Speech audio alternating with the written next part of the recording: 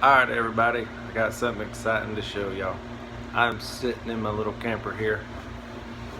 But the most exciting thing is I have 7 inches of insulation all the way around and on the roof.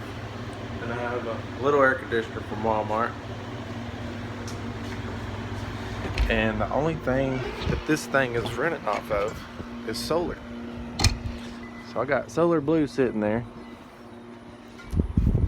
Got a regular old battery and a 1,000-watt power inverter and 200 watts solar panels. As you can see, it is running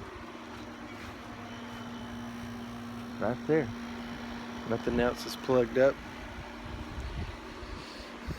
I just got a new Victron solar charger right here. It's a 7515 amp. I'm planning on installing it on the top of this camper. The power inverter, it says we're using 608 watts. But it is keeping up with it for somehow, some reason, some way. That's what it's doing.